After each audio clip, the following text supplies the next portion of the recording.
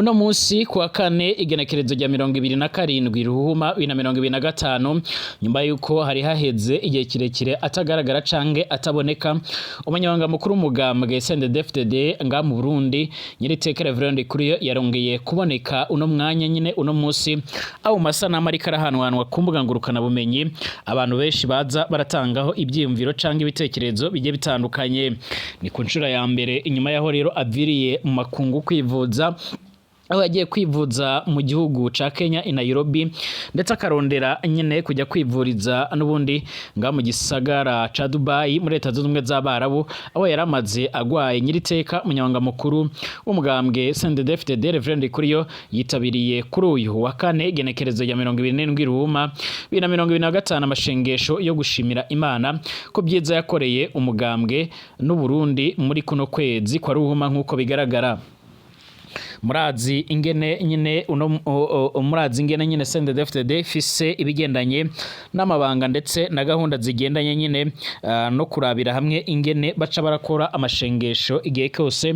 Uno munsi nyine Reverend Kuriyo nibwo yama araboneka ndetse benshi mu banywanyi bo mugambwe CNDD-FDD ndetse n'abagumyabanga bavuga yuko nyine bishimiye kongera kubona iki gihangange muri politike y'u Burundi. Ibi byose kandi birakomeje gutuma benshi bavuga yuko amagara we yaba yarasubiriye kumera neza, ariko hari n'abandi bavuga yuko atazosubira kuba yogira ijambo nga mu Burundi. Mu nyuma y'uko rero bamwe bavuga yuko Variston Ndayishimiye yarafatiye ingingo abantu abari bo bose baba bashaka nyine kugerageza gutembagaza ubutegetsi bwiwe nkuko amakuru yoma aradushikira. Uno musi kandi nyine mu gihugu c'u Burundi ku kirimba c'umukuru w'igihugu nyine umukuru w'igihugu c'u Burundi Variston Ndayishimiye yarakireye bamwe rero mu badiplomate canke se abahagarariye amareta yabo mu Burundi nkuko bigaragara, ndetse akaba yanakiriye abahagarariye imiryango mpuzamakungu imwe n'imwe ikorera nga mu Burundi abayihagarariye mu Burundi mu rwego rwo kugira ngo barabira hamwe ingene igihugu ca Republika Iharanira Intwaro Rusange ya Kongo cyaronka amahoro ndetse n'umutekano, aho gushika uno mwanya nyine bavuze yuko Burundi buriko burakora iyo bwabaga kugira bubashe nyine kuba bwofasha Republika Iharanira Intwaro Rusange ya Kongo mu rwego rwo kugira ngo iki gihugu kibashe kuba cyoronka amahoro canke se kibashe kuba cyabona amahoro. Bivugwa yuko rero Kongo yaba iriko iragwana kugira ngo ibashe kuba yoronka amahoro n'ituze, ariko kandi ku rundi ruhande abatari bakeya bakavuga yuko mu gihe Republika Iharanira Intwaro Rusange ya Kongo ikomeje kugenda irasabwa kuba yokora ibishoboka byose kugira ngo yinjire muri gahunda z'ibiganiro n'umwari wa MTSR ku ruhande rwa Republika Iharanira Intwaro Rusange ya Kongo barakomeje kugaragaza neza yuko badateze kwinjira muri gahunda z'ibiganiro, aho bavuga yuko badateze kuzoganira n'umwari wa MTSR, aho bavuga yuko uwo muhari utabaho. Turagaruka ku byashikiye ngaha muri Bukavu aho mu nama iremere cyane y'abayobozi ba MTSR havugiye amasasu aremere cyane mu nyuma y'uko rero Colonel Nanga umuhuzabikorwa wa AFC canga se arongoye ishami rya politike rya AFC yahoze arongoye seni mu gujerwe gutunganya no gutegura amatora muri Kongo nyine nawe yaje kwifatikanya n'umwari MTSR haje kuvugirwa amasasu mu nyuma y'uko rero bari mu bikorwa bigiye bitandukanye. Kugeza no mwanya umwari wa MTSR uramagana ibikorwa vya Perezida Tshisekedi bigendanye no gushaka kwivugana abayobozi baho. Ndongera bahaye ikaze mwese niteka n'umunezero gusubira kubana namwe mu bakuru n'ibiganiro byacu. Ndabaramukije ndanabahaye mwiriwe mwese bivanye naho muherereye cyane. Turi kuwa kane w'indwi turi kwigenekerezo rya 27 Ruhuma 2025. Ndabahaye mwiriwe mwese kaze kuri mwebwe mwumviriza amakuru n'ibiganiro byacu muri mu Burundi, abatwumviriza muherereye cyane cyane mu gisagara ca Bujumbura, abatwumviriza muri Igitega ku mugwa mukuru wa politike, abari mu ma province amwe namwe, abari mu Cibitoke, abari muri Ngozi, abari mu Mwaro, Bururi, Kayanza ndetse n'ahandi. Ndabahaye mwiriwe mwese kaze kwa twumviriza muri mu bisagara bimwe na bimwe, abari mu bigwati by'ibyo bisagara, abari mu makaritier amwe namwe. Ndabaye mwiriwe mwese kaze kuba twumviriza bari mu karere k'ibiyaga binini, abari mu gihugu cy'abanyi c'u Rwanda, abari muri Kongo Kinshasa, Kongo Brazzaville, abatwumviriza bari muri Kenya, Tanzania, Uganda ndetse n'andi mwese mu burengero bwa Afrika, umanuko bwa Afrika ndetse na Afrika yo hagati. Ndabateye yambu mwese ndanabahaye ikaze kaze kuri mwebwe mwumviriza ibiganiro byacu kandi n'ubundi muherereye ngaha ku mugabane w'Uburaya, Asia, Australia, Amerika ndetse n'andi hose. Ari ubwa mbere ushitse ngaha ndagusaba ushonde kwanditse sabone kugira ucaronka amakuru n'ibiganiro byacu ubane natwe gatanu kuri gatanu. Ikaze kuri mwebwe mwese, reka tuyatangurire mu Burundi ahakomeje kuvugwa byinshi bigiye bitandukanye. Benshi baravuze yuko yoba yarapfuye, abandi baragenda batangaza amakuru agiye atandukanye. Mu ndwi iheze rero nibwo ku kibuga cy'indege mpuzamakungu ca Bujumbura cyitiriwe Melchior Ndadaye bamwe mu banywanyi b'umugambwe CNDD-FDD barafashe ingingo yo kuza kwakira Reverend Ndikuriyo, umunyamabanga mukuru w'umugambwe uri ku butegetsi nga mu Burundi nyine yaramaze igihe guhera mu mpera z'ukwezi kwa 2025 ukwezi kwa mbere nyine yarahuye n'ingwara yamufashe igiturumbuka ubwo ari yitabye igikorane Ingozi acaranyarukanwa nyine nga mu gisagara ca Bujumbura, ndetse aza gukomereza nyine nga mu bitaro bya Aga Khan mu gihugu ca Kenya i Nairobi, biranga aca arajyanwa nyine mu bitaro cyane nga mu gisagara ci Dubai nyine muri leta zunze ubumwe z'Abarabu. Amakuru avuga yuko uyu mutegetsi yararembye cyane ku buryo benshi batari bari kuriwe kuba bojya kumuraba mu cumba yaragwariyemo, aho binavugwa yuko bamwe bari bari ngaho hafi yiwe barambuwe amatelefone mu rwego kugira ngo badace baratanga amakuru agendanye n'ubuzima bwiwe. Bivugwa yuko hifashishwaga ibyuma bimuhereza umwuka nka oxygene kugira ngo abashe kuba yohema neza, mu nyuma yuko nyine ibigendanye n'amahayi yiwe yari yarangiritse. Benshi baravuze yuko nyine yarahawe ishano byo mu bwoko bwa puderi, ariko nyine nk'uko byoma bigaragara habyaratwaye igihe kirekire kugira ngo abashe kuba yotora mitende. Kuva yogaruka mu Burundi bivugwa ko rero haragiye yarakogwa amakoraniro y'umugambwe CNDD-FDD kugira acara byitaba, ariko bikarangira atabyitabye, aho abanyagihugu bidogaga bakavuga yuko nyine batoye impungenge n'amagara y'uyu mutegetsi. Ariko kandi uno munsi yaje kugenda araboneka.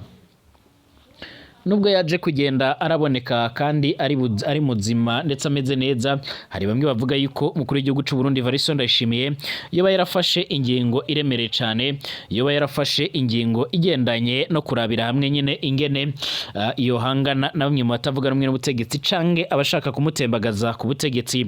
Bivugwa yuko uyu ngo Reverend Ndikuriyo yoba ari umwe rero mu bantu bagiye baragerageza nyine nawe gushaka kumukura ku butegetsi, cyane yuko biboneka yuko ari we yoba yarasigaye mu iragi rya Petero Nkurunziza yamara atwara Uburundi umuhisi wahoze ararongora igihugu cy'u Burundi.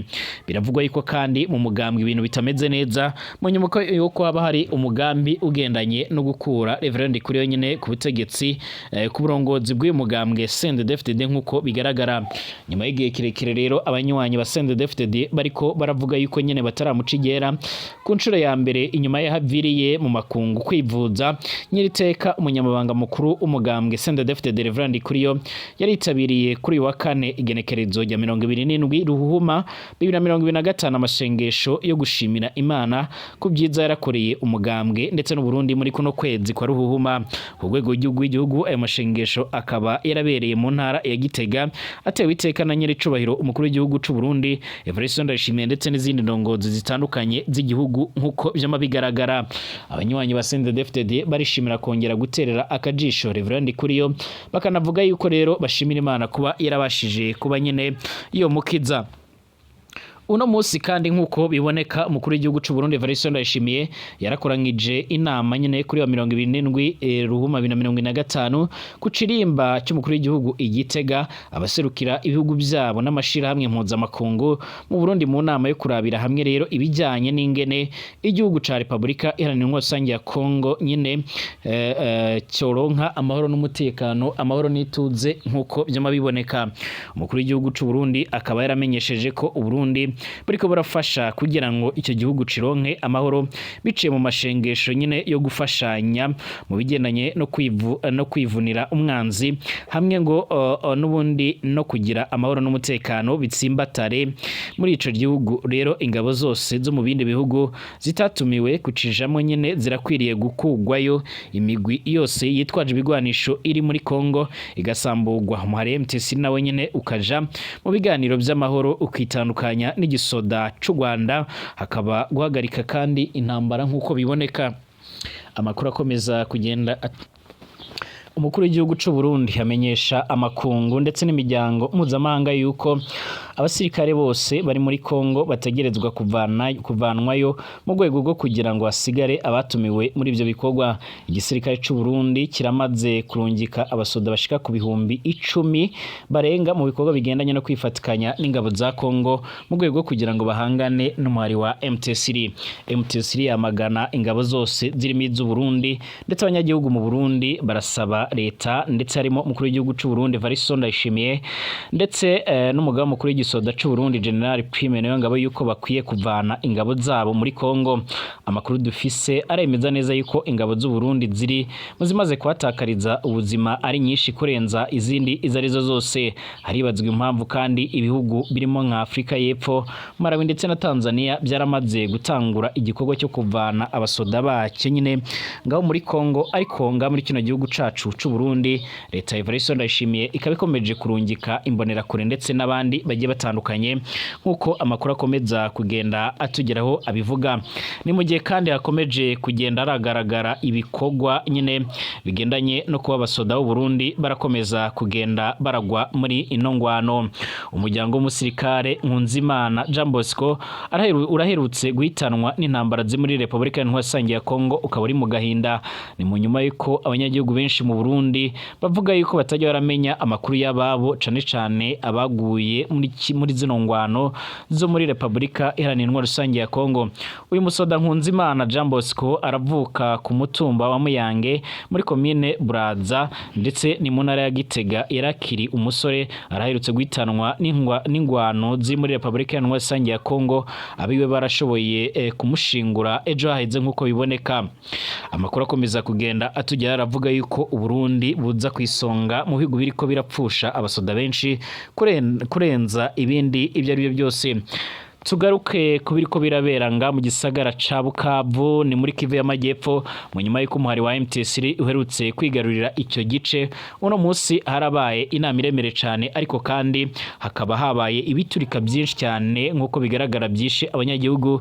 Ni mu nama ya Colonel Nanga nyine akuriye AFC cange ishami rya politike ry'umuhari MT3 nkuko bikomeza kugenda bigaragara.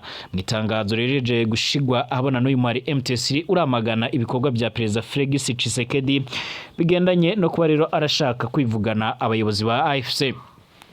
Mu gihe Kongo bivuga ko yarashizeho amahera menshi cyane ku muntu uwo ari we wese azotanga amakuru canga se azofata uyu nguyu Colonel Nanga uri mu bantu bakomeye cyane bakomeje kugenda baragaragara mu bikorwa bigendanye no guhangana nyine n'ubutegetsi bwa Perezida Felix Tshisekedi. Abantu bataramenyekana igitsigiri barapfuye, abandi barakomereka mu ikoraniro ry'abantu benshi hagati mu mujyi wa Bukavu kuri uyu wa kane igenekerezo rya 27 Ruhuma umwaka 2025 ubwo bari baje kumva umukuru umuhari wa AFC nyine ugenzura iki gisagara ca Bukavu mu nyuma yo kwigarurira ibindi bice bimwe na bimwe birimo nk'igisagara ca Goma ndetse bakafata n'ikibuga cy'indege cya Goma, hakiyongeraho gufata n'ikindi kibuga cy'indege cya Kavumu nga muri Kivu y'Amajyepfo. Umuhari wa AFC cange MT3 watangaje ko babiri mu bakoze iki gitero n'ubundi iki gitero nyine wahise ukitera bise ikitera bwoba nyine ku basivile i Bukavu bamaze kugenda barafatwa.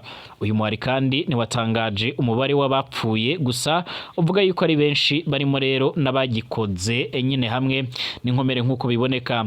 Umunyamakuru ukorera i Bukavu wariho rero nyine ukurikirana iyi nama yarabwiye BBC Gahuza.com dukesha ano makuru yuko abantu bashobora rero kuba barenga ibihumbi 10 bari nyine bakoraniye ahazwi nyine nka Place du 24 nkuko bigaragara kuri Presse de Independence kumva Colonel Nanga akuriye ishami rya politike muri MT3. Uyu mumenyesha makuru kandi aravuga yuko yumvise guturika kurenze kumwe rero maze abantu bagakwigwa imishwaro biruka cyane birukira ahantu hagiye atandukanye. Yemeza neza yuko kandi yabonye imirambo irenga 5 y'abantu bapfuye ndetse n'inkomere nyinshi cyane muri icyo gisagara ca Bukavu. uruhande rwa MTS ruravuga yuko ari bombe zaratewe zikica abantu benshi, abandi benshi nabo bagaca barakomereka barimo n'abasivile. Imibare yarabapfuye muri uku guturika kandi irashobora kwiyongera ibitigiri byayo nkuko amakuru nyine y'abahari atandukanye abivuga. Ishusho nyayo y'ibyabaye ntabwo irasobanuka nkuko bigaragara. Uwungirije Colonel Nanga Bertrand Bisimwa nawe nyene wari muri iyi nama yaratangaje ko ibyabereye Bukavu ari ubwicanyi bw'ubutegetsi bwa Perezida Felix Tshisekedi. Bwana Bertrand Bisimwa yaranditse ubutumwa ku mbuga ngurukana bumenyi hari mu rubuga rwa X yitwa Twitter, aravuga yuko ibyabaye ari umugambi washyizwe mu bikorwa rero nyine mu nyuma y'ibyatangajwe ejo ku mbuga ngurukana bumenyi byo kwibasira abanyagihugu bazajya muri meeting ya AFC. Uruhande rwa leta ntacyo ruratangaza ku byabaye ngaho Bukavu. Uko guturika kwabaye inama irimo rero gusoza nkuko bivugwa n'uruhande rwa MTS. Amashusho ateye ubwoba aragaragaza abantu bisa nawe nyine bapfuye hamwe n'abakomeretse, yahise akwirakwira ku mbuga ngurukana bumenyi agaragaza ishusho y'ibimaze kuba rero muri Presse du 24 ngaho Bukavu. Muri iyi nama Colonel Nanga kandi yari amaze kubwira imbaga yari ihari yuko nyine umuhari akuriye uzokomeza nyine ugafata umujyi wa Uvira ugakomeza ndetse no muri Fizi no mu bindi bice bimwe na bimwe bigiye bitandukanye nkuko biboneka. Yaramaze kuvuga kandi yuko mu gihe cy'icyumweru canke c'indwi imwe niba banki ziri rero mu duce bagenzuza zidafunguye imiryango bazofata ibyemezo birimo rero kuba baha uburenganzira izindi banki zigatanguza imigambi yazo nyine mu rwego kugira ngo abanyagihugu babashe gukomeza nyine ibikorwa byabo bya misi yose. Nanga yari amaze rero kandi kubwira abanyagihugu babukavu ko masaha 48 baza kumenyeshwa abategetsi basha b'intara ya Kivu y'Amajyepfo uduce bagenzura ndetse n'umujyi wa Bukavu nkuko bikomeza kugenda bigaragara. Umuhari wa MTS kandi urakomeje kugenda ugaragaza ndetse ukanerekana neza yuko witeguye gukomeza gufata ibindi bice bimwe na bimwe bigiye bitandukanye. Ni mu nyuma yuko muri Kivu y'Amajyaruguru Igoma barashizeho buramatari w'iyo ntara nyine n'abandi bategetsi bamwe na bamwe bigiye bitandukanye nkuko bikomeza kugenda bigaragara. Mu gihe rero nyine ibiturika bikomeje kugenda bumvikana nyine Perezida Tshisekedi yarategetse guverineri canke buramatara Kivu y'Amajyepfo nyuma yo guhunga gukomeza gutegekera ngaha mu gisagara ca Uvira nkuko biboneka. Ni mu nyuma yuko kandi umwana wa MTS na ukomeza kugenda ugaragaza neza yuko urakomeza kugenda wegera ibindi bice cane cane iki gice cya Uvira. Iyi Uvira kandi iramaze kugerwamo n'abasirikare benshi nkuko bikomeza kugenda bigaragara ndetse abatari bakeya bakaba basigura ndetse bakaba bakomeza kugenda bagaragaza neza yuko ibice bimwe na bimwe bigiye bitandukanye bishobora kuza kugerwamo n'abasirikare ba MTS. Mu Burundi barafise ubwoba bw'uko iyi ngwano ishobora kubasanga muri iki gihugu cabo, bikabivugwa yuko ariyo mpamvu bari kubararungika abasoda benshi muri ivyo bice nkuko bigaragara. Uvira ni igisagara gifise ibirometero bikeya mu rwego rwo kugira ngo babashe kuba nyine bakwerekeza mu gihugu c'u Burundi. Burundi burafise ubwaba bwinshi mu nyuma yuko rero ibice bimwe na bimwe byinshi byo muri Uvira birimwe abasoda benshi b'abarundi baje kugwanya umuhari wa MTS, bishobora gutuma MTS nayo ishobora gukomeza gufata ibindi bice byinshi cyane bigiye bitandukanye. Perezida Vladimir Zelensky arongoye igihugu ca Ukraine yitezwe Washington DC ejo kuwa gatanu kubona na Perezida Donald Trump arongoye leta zunze ubumwe za Amerika kugira ngo batere igikumu ku masezerano ajyanye no gusangira ubutare bw'icyo gihugu nkuko Donald Trump abivuga ndetse amaze iminsi ariko arabivuga. Vladimir Zelensky aramaze imyaka aragwa muri 3 ahanganye mu ntambara na Perezida Vladimir Putin arongoye igihugu cy'u Burusiya. Zelensky aravuga yuko amasezerano y'izi mpande zibiri ari intangamarara ko rero ashaka ayandi masezerano arimwe rero nibyo Amerika yo kwiyemeza mu bigendanye n'umutekano wa Ukraine kugira ngo ishobore rero kuzibira ikindi gitero c'u Burusiya gishaka guturuka i Moscow. Ariko Donald Trump aravuga yuko atabyo kwiyemeza nyine birenze na cane cane akavuga yuko ahubwo iyo nshingano ikwiriye kuja ku gatwe k'Uburaya nkuko bigaragara. Donald Trump asa kandi n'uwakuye ikizigizigi ca Ukraine cyo kwinjira mu runani OTAN canke NATO rwo kwivuna umwanzi hamwe ruhurikiye muri ibihugu by'uburengero bw'isi. Kimwe rero mu bintu Zelensky amaze igihe kirekire yifuza, yaravuze yuko yashobora no kuba yotanga imihoho akava ku butegetsi, ariko igihugu ca Ukraine kikaronka kuba cyo kwinjizwa nyine muri urwo runani rwa NATO. Mu ijambo yavugiye mu nama shikiranganji nijoro kwa gatatu nyine uheze, Donald Trump yaravuze yuko kuba hari abanyamerika bazoba bari ku butaka bwa Ukraine kwimba ubutare bwa Trellis bizotuma Ukraine iba mu mutekano usesuye. Avuga yuko Kiev ubutegetsi bwa Ukraine ikwiriye nyine kwibagira ibyo kwinjira muri OTAN, agashimangira ibivugwa n'Uburusiya ko ari kimwe rero mu byatuma intambara yaduka. Trump kandi aravuga yuko amasezerano yo guhagarika ingwano hagati y'Uburusiya ndetse na Ukraine atari kure cyane, aho yabwiye abamenyesha makuru ati turagiye gushika ku masezerano hagati y'Uburusiya ndetse na Ukraine kugira ngo bareke kwica abanyagihugu nk'uko amakuru akomeza kugenda atugeraho abivuga. Ariko kandi Perezida Volodymyr Zelensky aravuga yuko ari nkamwe ataco nyine yo kwizezwa ku mutekano w'igihugu ciwe nyine atamasezerano yo guhagarika intambara azobaho nyine nta kintu na kimwe kizoshoboka, nta na kimwe mu gihe nyine amasezerano agendanye no kuba abasoda ba Amerika badashobora kuza kwifatikanya n'aba Ukraine mu rugamba rwo guhangana nyine no kwivuna umwanzi ari we nyine Perezida Vladimir Putin ati nshaka kuronka inzira ya NATO canga se ikindi kintu gishasha nk'uko bigaragara. Uburusiya buhengeshanya kwiyamiriza icyumviro cyo ko rero Ukraine yo kwinjira muri OTAN kubwoba bw'uko rero ingabo za OTAN zohova zisongereza imbibe zarwo. Muri 2008 urunani rwaravuze yuko amaherezo ari uko rero Ukraine ishobora kuzogwinjiramo nyine nk'uko bigaragara. Donald Trump kandi aravuga yuko ingabo z'amahoro za Buraya zirashobora kurungikwa muri Ukraine nka kimwe nyine mu biri mu ya masezerano, ariko kandi Uburusiya buvuga ko nyine ibi ngibi bitabashishikaje cyangwa se batanabishigikiye. Hagati y'intumwa z'ibihugu bya Buraya ntizatumiwe mu biganiro bya mbere by'Uburusiya byarabereye i Washington DC muri Leta Zunze Ubumwe za Amerika. Avugana na BBC ejo kwa gatatu nk'uko bigaragara, Kaja Kallas ajejwe imigenderanire n'umutekano mu muryango w'ubumwe bwa Buraya yaravuze ko kugira ngo amasezerano ayere yose ashoboke ku butaka bwa Buraya ni ngombwa ko abanyaburaya abonyine bobasha kuba boyemera. Avuga ko amasezerano ku butare araba Ukraine, ariko amasezerano ayere yose y'amahoro yokenera abanyaburaya.